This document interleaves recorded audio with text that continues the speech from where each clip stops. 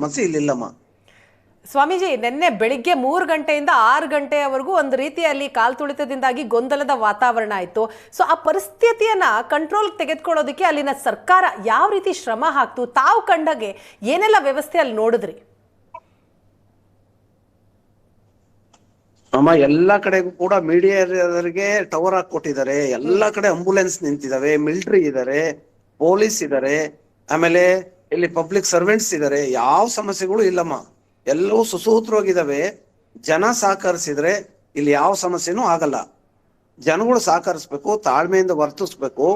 ಎಲ್ಲೋ ಹೋಗ್ಬಿಡುತ್ತೆ ಗಂಗಾ ನದಿ, ನಾಳೆ ಎಲ್ಲೋ ನೀರು ಖಾಲಿ ಆಗ್ಬಿಡುತ್ತೆ ಅನ್ನೋ ತರ ಆತುರ ಬಿದ್ದು ಹೋದ್ರೆ ಸರ್ಕಾರನು ಏನು ಮಾಡಕ್ಕಾಗಲ್ಲ, ದೇವ್ರು ಏನು ಮಾಡಕ್ಕಾಗಲ್ಲ. ಹಾಗಾಗಿ ಎಲ್ಲ ಸಮಾಧಾನವಾಗಿ ಸಾವಕಾಶವಾಗಿ ಬಂದ್ರೆ ಯಾವ ಸಮಸ್ಯೆಗಳು ಕೂಡ ಇಲ್ಲಿಲ್ಲ.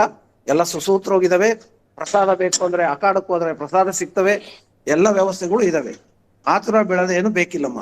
ಅಲ್ಲ, ಯಾಕೆ ಅಲ್ಲಿ ಬರುವಂತಹ ಜನರು ಆತರ ಪಡ್ತಾ ಇರುವಂಥದ್ದು? ಯಾಕಂತಂದ್ರೆ ವಿಶೇಷವಾಗಿ ಅಲ್ಲಿ ಶಾಹಿ ಸ್ನಾನಕ್ಕೇನೆ ಬಹಳ ಪ್ರಾಮುಖ್ಯತೆ ಇರುವಂಥದ್ದು. ಬೆಳಿಗ್ಗೆಯಿಂದ ರಾತ್ರಿಯವರೆಗೂ ಅದಕ್ಕೆ ಅವಕಾಶ ಇದೆ ಅಲ್ವಾ?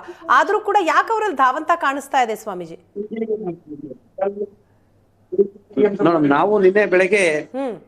ನಾವು ನಿನ್ನೆ ಬೆಳಗ್ಗೆ ಎಷ್ಟೇ ತರ ಆಗ್ಲಿ ಅಂತ ಸ್ನಾನಕ್ಕೆ ಹೋದವ್ರು. ಬೆಳಿಗ್ಗೆ 7 ಗಂಟೆಗೆ ಹೋದ್ವಿ, ರಾತ್ರಿ 8 ಗಂಟೆ ಆದ್ರೂ ಸರಿ ಸ್ನಾನ ಮಾಡ್ಕೊಂಡ್ ಬರ್ಬೇಕು ಅಂತ ಹೋದವರು. ನಾವು 7 ಗಂಟೆಗೆ ಹೋದ್ರೆ 9 ಗಂಟೆಗೆಲ್ಲ ಮುಗಿಸಿ ರೂಮಲ್ಲಿ ಇದ್ವಿ ಅಮ್ಮ. ಏನೂ ಆಗೋದಿಲ್ಲ. ಆದ್ರೆ ಜನಗಳಿಗೆ ಎಲ್ಲಿ ಅಮಾವಾಸ್ಯೆ ಮುಗಿಯೋದ್ರೊಳಗೆ ರಾತ್ರಿ ಆಗ್ಬಿಡುತ್ತೇನೋ ಅಥವಾ ಇವತ್ತು ರಾತ್ರಿ ಕ್ಯೂ ಅಲ್ಲಿ ನಿಲ್ತೀವೇನೋ ಅನ್ನೋ ಭಯಕ್ಕೆ, ಆತುರಕ್ಕೆ, ಆವೇಶಕ್ಕೆ ಒಳಗಾಗಿ ನುಗ್ತಾ ಇದಾರೆ. ಬಿಟ್ರೆ ಸಾಂಗೋಗಿ ಎಲ್ಲಾ ಕಡೆ ಹೋಗ್ಲಿಕ್ಕೆ ಬ್ಯಾರಿಕೇಡ್ ಇದಾವೆ. ಹೋಗಿ ಸ್ನಾನ ಮಾಡಕ್ ಅವಕಾಶ ಇದೆ. ತುಂಬಾ ಚೆನ್ನಾಗಿ ಮಾಡ್ಕೊಂಡ್ ಬರ್ಬೋದು. ಯಾವುದು ಆತುರ ಇಲ್ಲ. ಚಳಿ ಇರೋದ್ರಿಂದ, ಸ್ವಲ್ಪ ನೀರು ಕೋಲ್ಡ್ ಇರೋದ್ರಿಂದ ಜನಗಳು ಬೇಗ ಸ್ನಾನ ಮಾಡ್ಬೇಕು ಅನ್ನೋ ಕಾರಣಕ್ಕೆ ಈ ತರ ಘಟನೆಗಳು ಆಗ್ತಿರೋದು. ಬಿಟ್ರೆ ಇಲ್ಲಿ ಯಾವ ಸಮಸ್ಯೆಗಳು ಸದ್ಯಕ್ಕೆ ನಮಗೆ ಕಾಣ್ತಾ ಇಲ್ಲ. ತಾವಿನ್ನೂ ಎಷ್ಟು ದಿನ ಪ್ರಯಾಗ್ರಾಜ್ನಲ್ಲಿ ಇರ್ತೀರಿ ಸ್ವಾಮೀಜಿ? ಇನ್ನೂ 2 ದಿನ ಇಲ್ಲೇ ಇರ್ತೀವಿ.